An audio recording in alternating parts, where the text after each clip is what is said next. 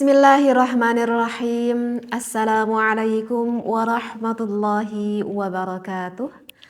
Bismillah, alhamdulillah, wassalatu wassalamu ala rasulillah. Eh, di luar sana jika kalian saat ini yang belum menikah gitu ya, yang sedang mencari calon pasangan hidupnya, terutama misalkan seorang suami yang lagi mencari calon istri gitu. Biasanya yang kalian pertama cari itu yang tipe gimana? Maksudnya yang diutamakan gitu loh. Ya setiap orang kan punya keinginannya masing-masing ya, dan punya prioritas gitu ketika ingin memilih pasangan hidupnya. Di dalam hadis dikatakan bahwa Rasulullah Shallallahu Alaihi Wasallam pernah berkata bahwa sejak dari zaman dahulu, ketika memilih calon pasangan hidupnya, orang-orang itu lebih mengutamakan yang pertama itu dilihat apanya dulu coba. Kebanyakan orang itu yang pertama dicari itu adalah hartanya dulu. Kemudian keturunannya gitu ya. Lantas kecantikannya. Dan yang terakhir tuh justru baru setelah dapat ketiga agamanya itu terakhirkan. Jadi bukan agamanya dulu, tetapi apa dulu tadi? Yang dicari hartanya dulu, kaya apa enggaknya gitu ya. Kemudian ini turunan siapa sih gitu ya. Ya jelas lah kalau cantik tampannya itu yang pertama dilihat gitu ya. Kalau agamanya biarin deh, agamanya yang terakhir aja gitu. Kebanyakan tuh orang tuh yang memilihnya seperti itu. Itu dikatakan oleh Rasulullah Shallallahu Alaihi Wasallam. Tetapi kalau kita tafakuri ya memang begitulah kebanyakan orang yang mencari ya seperti itu begitu. Nah, di dalam kitab ini dikatakan bagi seorang laki-laki ini terutama ya, kalau kita melihat atau mencari pasangan hidup kita jangan semata-mata dikarenakan hartanya loh. Karena apa? Karena di sini dikatakan man tazawwaja imra'atan limaliha lam yazidhu illa faqra. Kalau misalkan kita mencari seorang wanita, kita lihat semata-mata karena wanita itu adalah begitu kaya sekali sehingga laki-laki tersebut mau menikahi wanita tersebut. Ya siapa tahu, apalagi anak perempuan satu-satunya, kaya pula ibu bapaknya. Kalau meninggal itu nanti harta miliknya dan aku kebagian kaya. Misalkan berpikirlah seperti itu, maka Masya Allah apa yang akan didapat oleh laki-laki tersebut di dalam hadis dikatakan justru akan mendapatkan suatu kefakiran. Dia berpikir kalau dia misalkan seorang perempuan mencari hanya lelaki sebatas kayanya doang, cuman itu yang dicari kaya, banyak uangnya. Apa yang akan didapat? Kefakiran. Apalagi bagi seorang laki-laki, kefakiran. Kenapa kefakiran? Aku enggak fakir. Uangku banyak ketika menikah. Oke, wahai laki-laki, mungkin uang istri Anda banyak. Tetapi jangan dikira loh, seorang perempuan yang hartanya begitu banyak, uangnya begitu banyak, tetapi kalau perempuannya tersebut tidak dekat dengan agamanya Allah, yang tidak dekat dengan agamanya Allah, kemungkinan akhlaknya juga tidak baik, karena jauh dari Allah, karena nggak punya ilmu.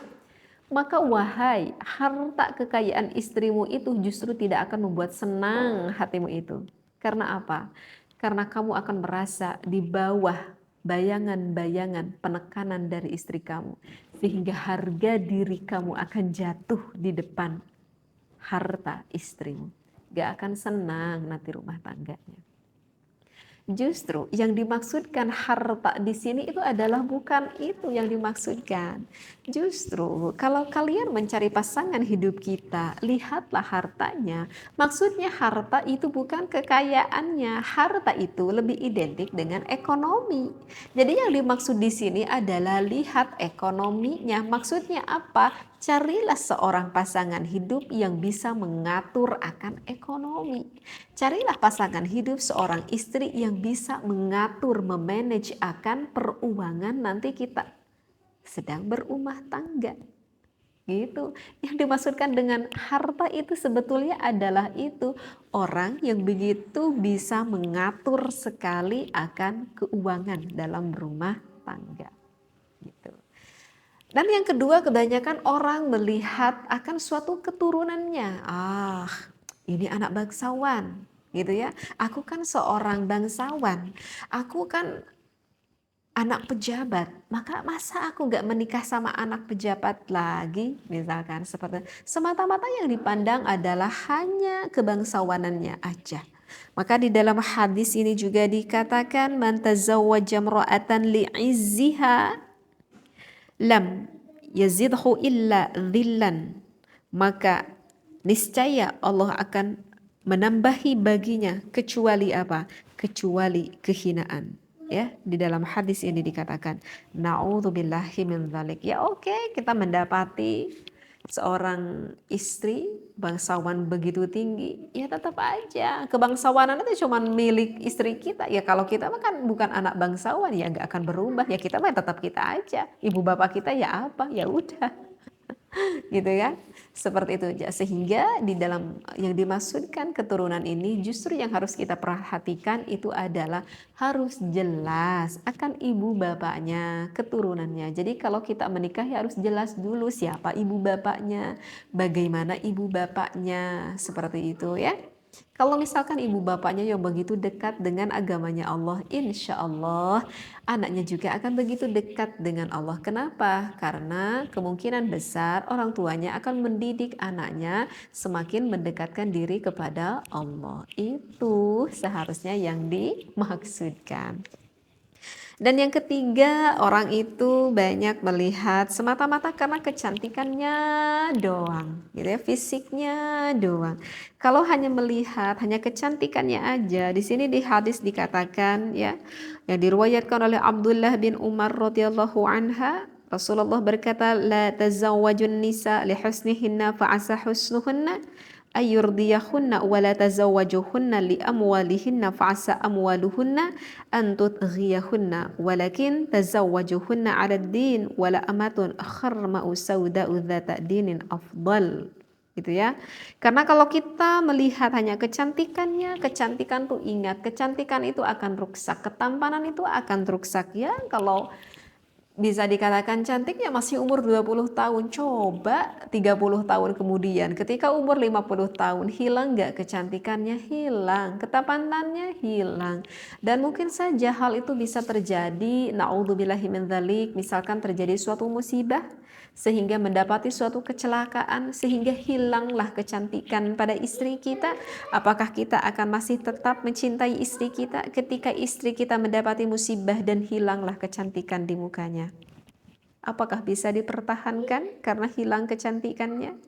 Oleh karena itu, tapi kan wajar dong. Yang pertama kita lihat kan memang fisik, iya memang benar, dan memang itu disunnahkan ketika kita mau melihat pasangan hidup, disunnahkan seorang laki-laki melihat raut muka sang perempuan dan juga kedua telapak tangannya. Iya, gak menutup kemungkinan. Aku juga dulu melihat calon suamiku, ya aku lihat pertama adalah apanya, ya jelas mukanya dulu, wajar lah. Tetapi yang dimaksudkan kecantikannya di sini itu adalah bukan hanya sebatas kecantikan yang dimiliki oleh mukanya saja, tetapi yang dimaksudkan di sini adalah kecantikan pancaran hatinya. Karena kalau misalkan keluar kecantikan dari pancaran hatinya, maka akan keluar pancaran hatinya itu sampai bukan hanya mukanya saja, tetapi seluruh tubuhnya akan terlihat cantik. Coba deh Anda seorang laki-laki punya dapat istri yang begitu cantik banget gitu ya, kayak artis ini mah cantiknya teh ya. Tetapi Masya Allah, belakang dari kecantikan mukanya itu, tetapi mulutnya begitu jahat banget sama istrinya ya. Mulutnya itu yang selalu menyakitkan perasaan sang suaminya. Gak bisa ngehargain suaminya misalkan. Kira-kira itu kecantikan mukanya akan tetap sama apa akan hilang? Kalau menurut saya, segimana cantiknya, kalau mulutnya jelek, akhlaknya jelek gitu ya, hatinya jelek, maka kecantikan yang ada di mukanya semuanya itu akan hilang, tidak akan terasa enak bagi hati sang suaminya. Sehingga yang dimaksudkan kecantikan di sini adalah kecantikan hatinya, aura di dalam dirinya. Seperti itu ya. Justru yang terakhir jarang orang melihat mencari pasangan hidup agamanya. Justru kata Rasulullah yang pertama diprioritaskan agamanya dulu. Karena kalau kita mencari agama dulu pasangan kita, maka insya Allah tadi apa tuh tadi harta akan didapat dengan sendirinya. Kan tadi saya katakan harta itu adalah orang yang bisa mengatur manage keuangan. Kita dapat istri yang bisa dapat memanage keuangan. Yang pertama kita lihat adalah agamanya dulu. Wanita solihah ini yang begitu dekat dengan agamanya, begitu dekat hatinya dengan Allah, dan begitu hebat mengatur keuangannya. Sehingga ketika awal menikah misalkan dengan ekonomi yang begitu rendah banget, tetapi ini sang istri, berapapun yang diberikan oleh sang suaminya, tetap bisa bersyukur kepada Allah dan tetap bisa bersyukur kepada sang suaminya. Sehingga meskipun sedikit pemberian sang suaminya, tetapi sang istri selalu bisa tersenyum kepada sang suaminya, membuat hati sang suami begitu senang melihat perlakuan aura dari sang istrinya. Meskipun uangnya sedikit yang didapat oleh sang istrinya, tetapi sang istri ini begitu pintar banget di dalam memanage uang meskipun sedikit dan bisa bersyukur kepada sang suaminya. Gimana kalau dapat istri gitu, seneng gak? Seneng kan? Nah oleh karena itu yang pertama kita diprioritaskan apa? Terutama wahai para suami, calon suami, yaitu agamanya dulu gitu ya. Kalau misalkan agamanya udah dapet gitu ya, ternyata ketemu udah agamanya ini seorang perempuan punya, sehingga nanti sang suaminya gak terlalu repot gitu ya mendidik istrinya, cantik pula, gitu ya.